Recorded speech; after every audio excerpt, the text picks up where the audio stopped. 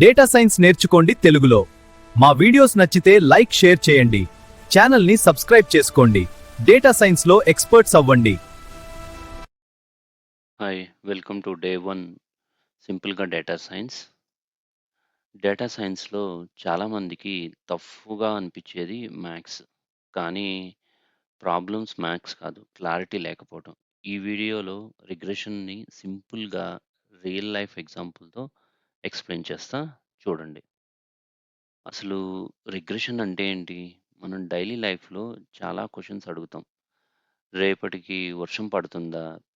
ఈ ఏరియాలో cab cost ఎంతుంటుంది? ఈ క్వెషన్స్‌కి ఆన్సర్ చెప్పడం కోసం యూజ్ చేసేదే రిగ్రెషన్. రిగ్రెషన్ అంటే సింపుల్‌గా చెప్పాలి అనంటే ప్రెడిక్షన్. సో, రిగ్రెషన్ అంటే ప్రెడిక్షన్. రిగ్రెషన్ అంటే పాస్ట్ డేటాని యూజ్ చేసి ఫ్యూచర్ వాల్యూని ప్రెడిక్ట్ చేయడం.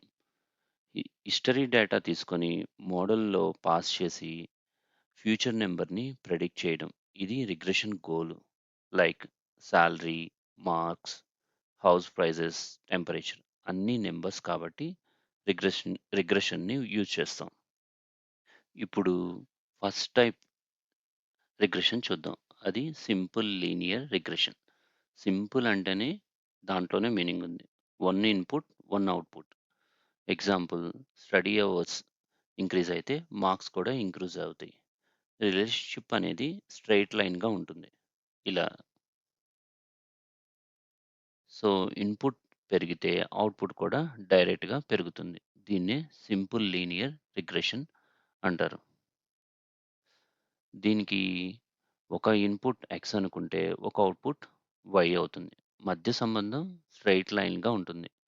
ఈక్వేషన్ వచ్చేసి y is equal a plus bx.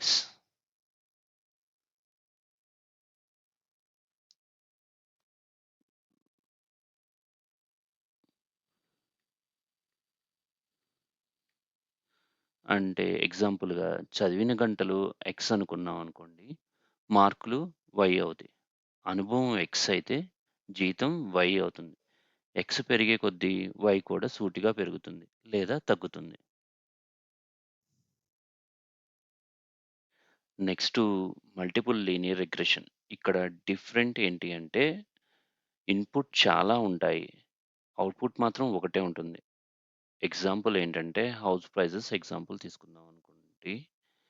House prices depends on size, location, bedroom మీద, అంటే సింగిల్ బెడ్‌రూమా, డబుల్ బెడ్‌రూమా, త్రిబుల్ బెడ్‌రూమా దీని మీద ఉంటాయి. అంటే ఇన్‌పుట్స్ అనేవి చాలా ఎక్కువగుంటాయి.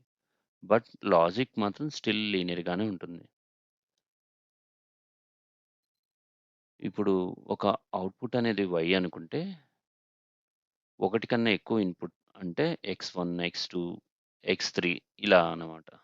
కానీ సంబంధం ఒకటే ఉంది. అంటే అది లీనియర్‌గానే ఉంది. సో, దీన్ని మల్టిపుల్ లీనియర్ రిగ్రెషన్ అంటాం. ఈక్వేషన్స్‌కొస్తే ఇది y is equal to a plus b, v1 x1, v2 x2, v3 x3. అంటే ఇల్లు ధర y ఆధారపడేది ఇల్లు సైజును అంటే x1, లొకేషన్ x2, బెడ్‌రూమ్ సంఖ్య s3 అన్నీ కలిపి y వాల్యూని డిఫైన్ చేస్తాయి. అంటే y వాల్యూ తగ్గటం గాని, పెరగటం గాని జరుగుతుంది. దీన్ని మల్టిపుల్ లీనియర్ రిగ్రెషన్ అంటారు.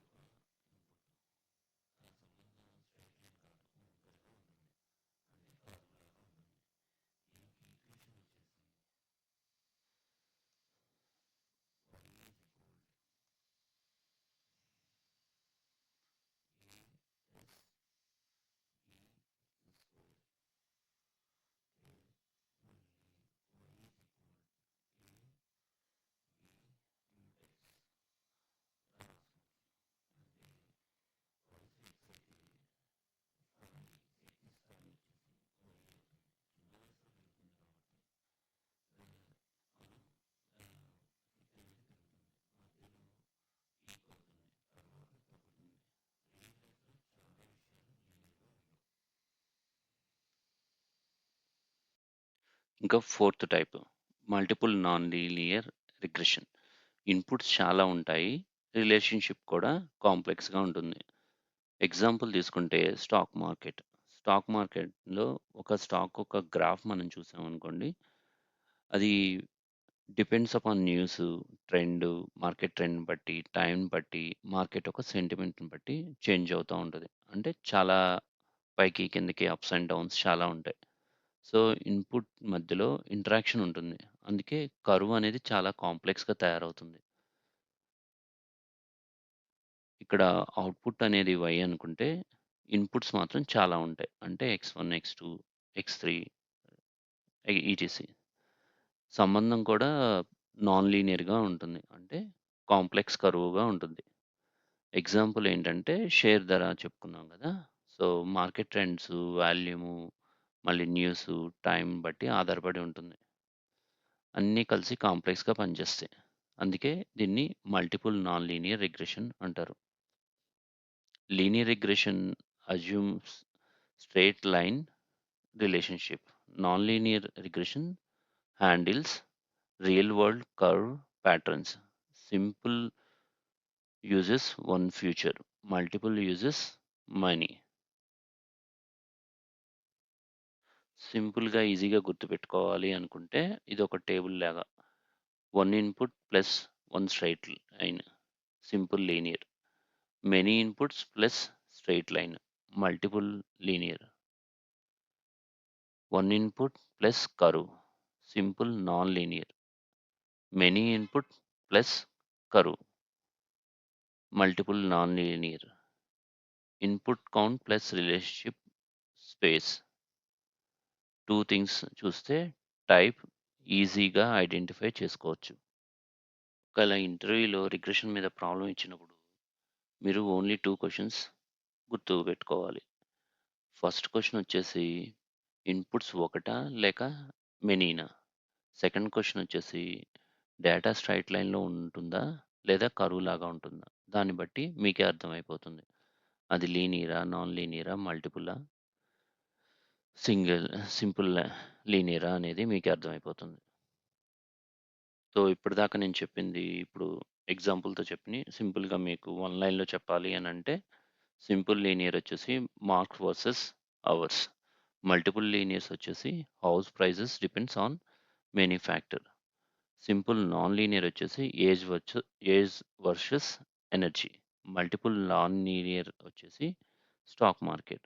Real world problems mostly multiple and non linear పైనే ఉంటాయి. డేటా సైన్స్ అనేది డిఫికల్ట్ కాదు. లాజిక్ అర్థమైతే ఎవ్రీథింగ్ బికమ్ ఈజీ. ఈ వీడియో మీకు హెల్ప్‌ఫుల్ అయితే సేవ్ చేయండి, షేర్ చేయండి, ఫాలో చేయండి for more Telugu data science content.